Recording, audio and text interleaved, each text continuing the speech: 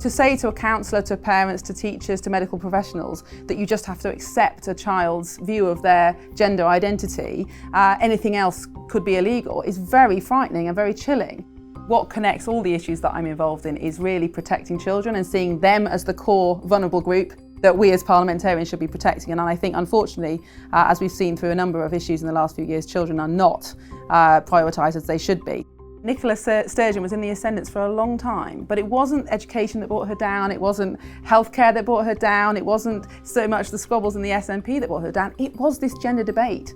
Of course my faith motivates me. I mean, you know, Jesus again, very clear, let your light shine. He doesn't give us a faith, he doesn't give us a confidence, he doesn't give us salvation just to hide it. Well, Miriam Cates, thank you so much for joining us today. You are very much the woman of the hour, you know. You're all over the news on all sorts of issues, which would be very important issues to Christian Institute supporters. So let me start by asking you about sex education, because you recently managed to persuade the Prime Minister to commission a review into inappropriate sex education materials in schools. What was it that got you interested in that as an issue in the first place? Yeah, it was great to be here, and thanks so much for having me. I think it's been an issue that I've been aware of for some time as a parent, and then as a MP when I've been elected and hearing from parents about what's going on in schools. And I think, you know, over the past 2 or 3 years, particularly the awareness of gender ideology and its infiltration into schools has become quite apparent. And as I started to dip my toe into the water speaking about this, lots of parents started writing to me, telling me about their experiences, telling me how they hadn't been listened to, you know, some really tragic personal stories as well as appalling resources that they sent me. And so I've started to speak out more and more about it. And, you know, the more you speak about it, the more you hear about it, the more they realise that it is a big issue. And I think, you know, I've seen my job as just to shine a light on it, really. We have this amazing thing called parliamentary privilege, where we can say whatever we like in Parliament without the danger of being sued and without losing our jobs. Well, not immediately anyway, which of course a lot of people don't have that privilege at all. And so really all I've done is shine a light on the many experiences that parents have sent me. And that's kind of really been building over the last year. I did a debate in Westminster Hall last July where I, for half an hour, read out some of these materials. And, you know, we've been through a few education secretaries since then, but essentially got to the point where we had enough evidence to convince the Prime Minister that there was a real problem that needed sorting out. And how willing have your colleagues been to listen to your concerns? Well, increasingly so as the evidence mounts. And I think one of the things that really helps MPs to A, know what's going on, but B, to take things seriously, is when constituents turn up in their surgeries with personal stories. And of course, sadly, as the incidences of children, let's be honest, not being safeguarded at schools has increased, more and more parents have turned up in MPs' constituency surgeries, including many of my colleagues, and told their stories. And of course, at that point, MPs know this is real, this is happening, and then they're much more willing to either speak out themselves or support me and others when we speak out about it. So it is a cumulative effect. And I think, you know, as appalling as what is going on in schools is, it is an example of how democracy can work from the grassroots up, of how if you can get MPs' attention, you can, you know, get a collaborative effort and bring things to the attention of those in power. Yeah. So you've also been pressing the government to issue new guidance for schools on dealing with trans issues. What are you hoping to get out of that?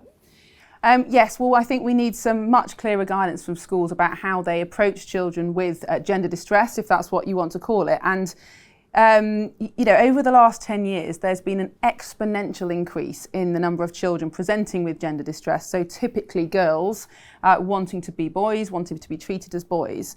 Now, we could spend hours and hours talking about why that is and the influences that have led to that.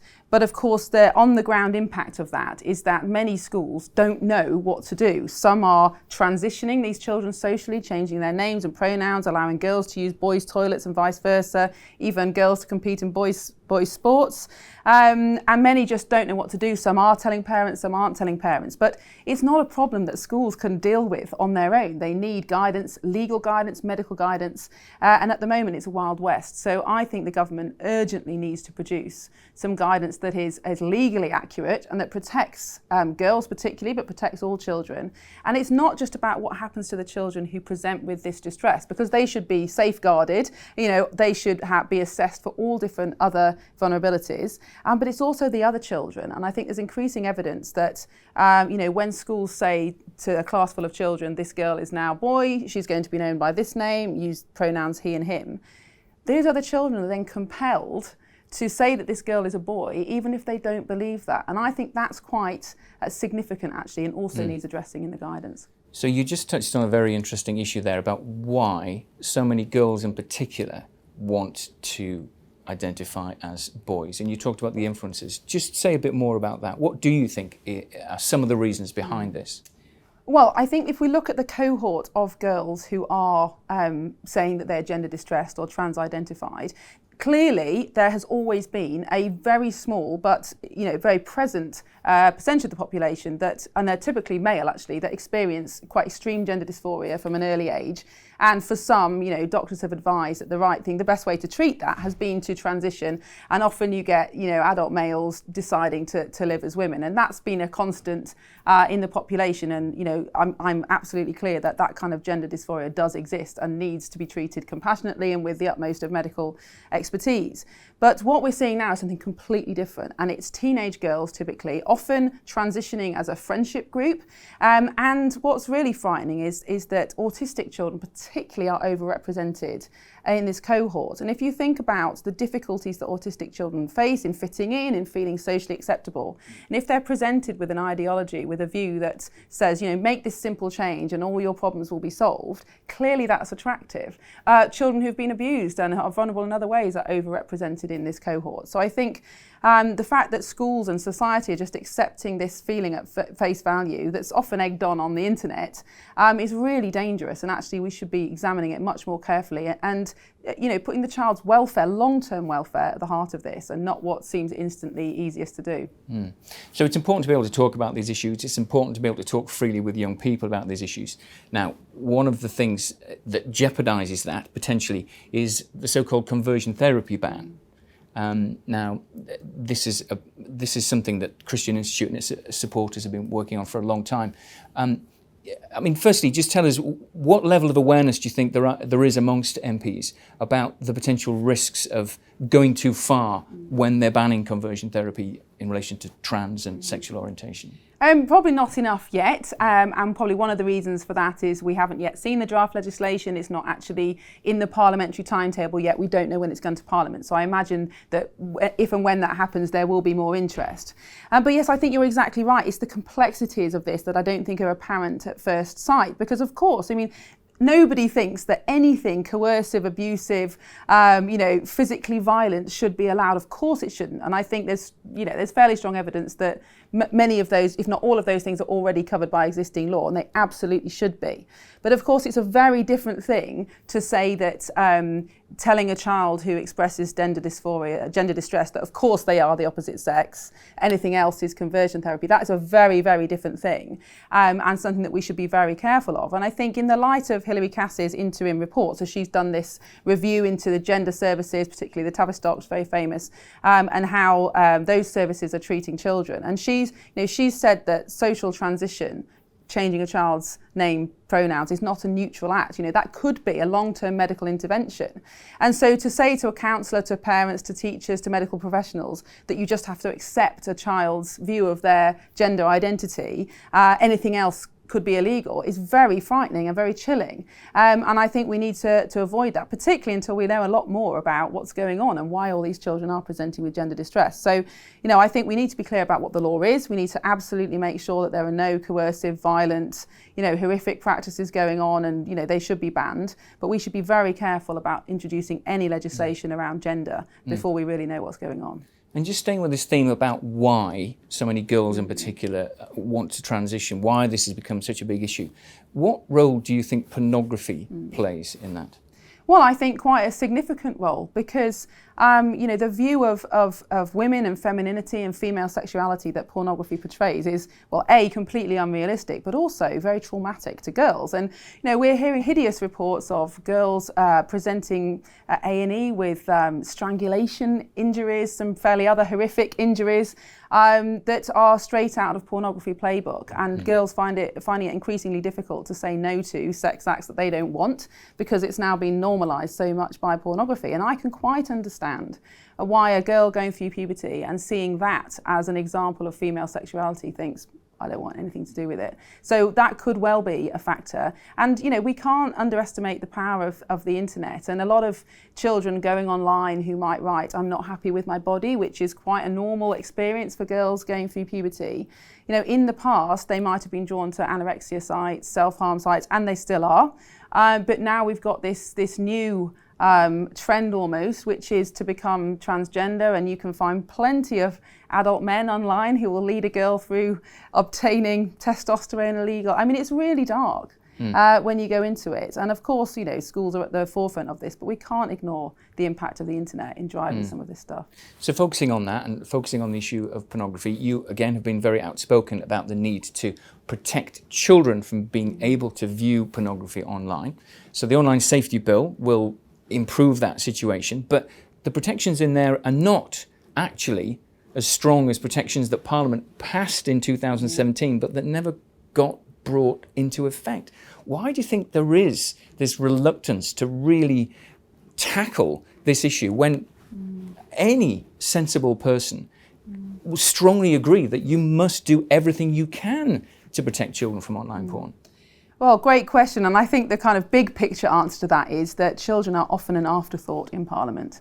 What connects all the issues that I'm involved in is really protecting children and seeing them as the core vulnerable group that we as parliamentarians should be protecting. And I think, unfortunately, as we've seen through a number of issues in the last few years, children are not prioritised as they should be. So I think that's perhaps one reason why a lot of parliamentarians haven't focused on this, is just because child protection is not front and centre. I think there are a number of reasons why particularly it's been so difficult to tighten up the online safety bill. The tech lobby is enormous, of course it is. It's incredibly powerful. It's richer than most governments. Of course we want tech jobs and of course we want innovation, but obviously there are some conflicts of interest there and some big vested interests. That makes it difficult. It's also quite difficult to know where to start with the internet because it is global, it is difficult to control. But I think, fundamentally there has been this reluctance to hold big tech to account for what they're allowing children to see. And that's why Bill Cash and I pushed for this tightening up, this senior manager liability. So if senior big tech bosses continually refuse to protect children, they could effectively be jailed. So hopefully we've secured that. But I think there is a lot to do on the age verification and how you make sure that nobody under 18 has access to these sites. But it's clear that it can be done. Other countries have made big progress on this, France particularly, in recent months. And so I very much hope the government looks to that. But fundamentally, parliamentarians have got to get around this idea that protecting children is one of our most important jobs and we should stop at nothing to do it. And there's a broad alliance of MPs and peers who want to do more about that, isn't there? Absolutely. And Lord Bethell in the House of Lords is leading a lot on this, Baroness Kidron. There is a big move to protect children further. I think part of the problem is the bill itself is so complex and trying to amend it at this late stage is quite difficult.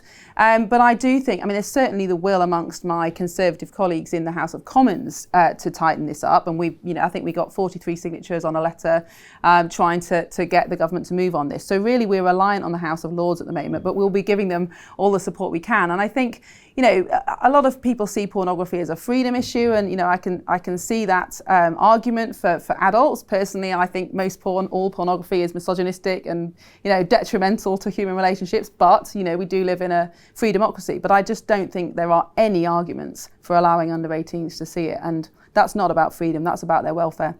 And it's not just about girls being harmed. It's also about boys, being desensitized, losing the ability to form, relationships based on emotional intimacy, and even, problems like erectile dysfunction in teenage boys. And the impacts on their later life and on our whole society of those kind of health conditions is quite worrying. So I think we've just got to get all pornography off the screens of every under 18.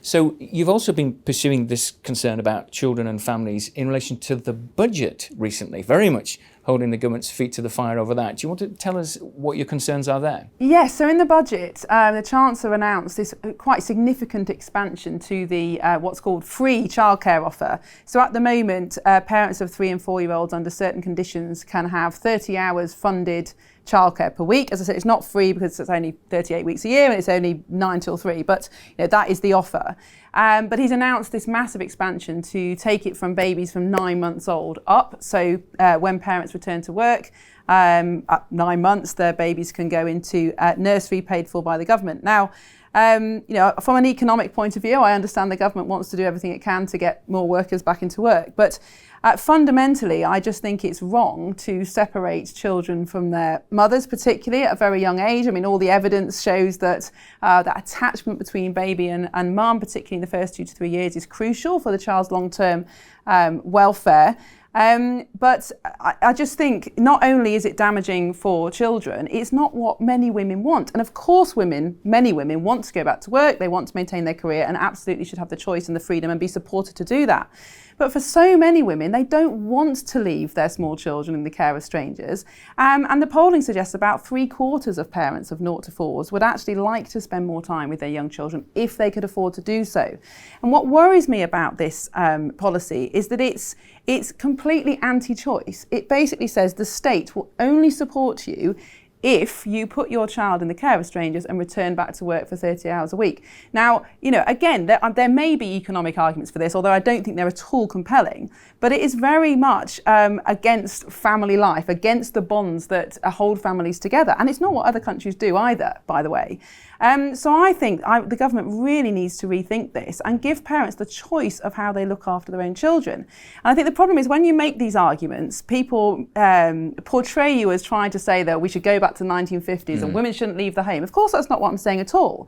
But stay-at-home mums, if you want to call them that, do an enormous amount, not just for their own children, but looking after elderly people, volunteering in the community. When I was a stay-at-home mum, I chaired the PTA at the local school. I was a parish counsellor. An awful lot of things that really contribute to society and aren't just staying in the home looking after your own children. But I think it's quite difficult to make those arguments at the moment, particularly in Westminster. But again, I think we just need to be focused about what's best for children, and I just don't think this is it. I mean, we've already barreled through a handful of issues where you're working on issues which will be very important to Christian Institute supporters. They're things that the Christian Institute and its supporters have been working on for decades. There's other things we could talk about, like drugs policy, for example. You would have, very similar views to us on that. But I want to move on, and I want to ask you the question I think people would want me to ask you. What motivates you to do all these things? Well, I mean, many things. I mean, one is a real passion for children, I have to say. As a mother, former teacher, seeing how I think children are so forgotten about in our society, and we prioritise adult rights and adult interests and adult economic gain all the time. But I think the only truly vulnerable group are children, and they're certainly the group that Jesus singles out as, it's better to have a millstone tied around your neck and be thrown into the sea than to lead a child astray. And of course it is, because we know, not just from our faith and what the Bible says, but from scientific evidence, what happens if you don't bring up children well and with security and love. So I think a passion for children does motivate me, but also, of course, my faith motivates me. I mean, Jesus, again, very clear, let your light shine. He doesn't give us a faith, he doesn't give us a confidence, he doesn't give us salvation just to hide it. We are all very small parts in a big puzzle, aren't we? And, who knows the impact we are having. But, we're called to shine, let our light shine and not be hidden. And sometimes that's difficult, and sometimes, we get attacked. But sometimes we get an enormous amount of support and thanks from people. And, I get both. And I think, if it was only attack, it would be hard. But I get so many emails from people, Christians, yes, and many others, thanking me for taking a stand on these things. And that does really keep you going. Yes, I mean, I watched an MP on the BBC recently referring to your report about inappropriate RSE materials, and he said, that MP is an evangelical Christian, as if that discounted, devalued entirely, all of your work on this. How do you respond to that kind of attack on your faith? Well, unfortunately, I didn't have to respond to him directly, which was lucky. I am a Christian. I do believe in the Bible. I mean, that's true. I'm not hiding that. But I think, as Tim Farron says, everybody believes in something. And even if you don't have a faith that you would classify as a religious faith, you have a worldview. And the dominant worldview at the moment is liberal individualism. Well, of course, that motivates you and impacts your policies and how you think about things. So the idea that people of faith take a particular view and Yes. everybody else is neutral. It's We're the only just ones rubbish. with Yeah, opinions that's rubbish. and beliefs. Exactly. And, you know, my beliefs are based on a Judeo-Christian worldview that's thousands of years old. And, you know, that shouldn't be a surprise to anybody. It's been in existence for an awful long time. So, of course, that means that people will disagree with what I say, and they're perfectly entitled to. But I don't think that means that we as Christians should have any less of a voice than anybody else with any other worldview. You know, it is a cause for attack sometimes, but sometimes it's actually an opportunity to be able to share more of what we believe and why, which can only be helpful. So we're approaching the end of March. The Scottish National Party is just about to announce the results of its election for a new leader. What's your take on the reaction to Kate Forbes being an evangelical Christian? Well, it's been fascinating, and I think she's been incredibly brave. And as a Christian, I'm very grateful to her for standing up for what she believes and being willing to say it, and also say it in a very gracious way and be very clear about how, you know, whilst it's great to hold strong beliefs, it's also very important to understand how they interact in a democracy. And I think she's been very clear about that. But I think it has really opened the door for people to see the value that faith and belief can have. And of course she's had attack, but she's also had some support from unlikely quarters, people who don't agree with her views on some of the life issues, but really value her for being willing to say it. And I think Scotland's a very interesting case because you know, Nicola Sturgeon was in the ascendance for a long time, but it wasn't education that brought her down, it wasn't healthcare that brought her down, it wasn't so much the squabbles in the SNP that brought her down, it was this gender debate. And when the general public saw what was going on, that really tipped the balance. And so I think that has given credibility to, you know, a more traditional worldview that is actually shared by many people who would call themselves classical liberals as well. And so I think it's been an interesting opening up of debate, and I hope that continues. And on individual issues, I mean, there are issues, aren't there, that you've been working on, that we've been working on, where actually more and more people who don't identify as Christian do share our concerns. And that's encouraging as well, isn't it? If you know what you're talking about, you can actually win the argument with people about these things, right? That's right. And I think people's assumption is often that as Christians, our beliefs are based on, you know, things that they think are made up or certainly aren't provable and don't have any evidence. And of course, you know, there's always an element of faith where we can't prove everything we believe, not in the scientific sense. But what we do believe is very much in accordance with the way the world works. And I studied genetics at university, and I don't see a split between faith and science at all. In fact, I think more and more science very much corroborates faith. But so when you know what you're talking about, and it's based on fact and evidence as well as, you know, our beliefs, people, I think, at least see the value of it, even if they don't share our beliefs. So it's great. I love making alliances with people who, wouldn't necessarily we'd see as partners, but who very much believe in protecting children, protecting free speech, protecting women. There's a lot of alliances to be made in those spaces. Well, Miriam, it's been great to speak to you today and so encouraging. We're grateful for all that you do. Thank you for joining us today. Well, thank you so much. And I do want to say thank you to you, Simon, and the Christian Institute and all your supporters, because the encouragement that comes from people just emailing, being kind on social media, is just so important. And it's really what keeps Christian MPs going. Oh, that's great to hear. Thank you.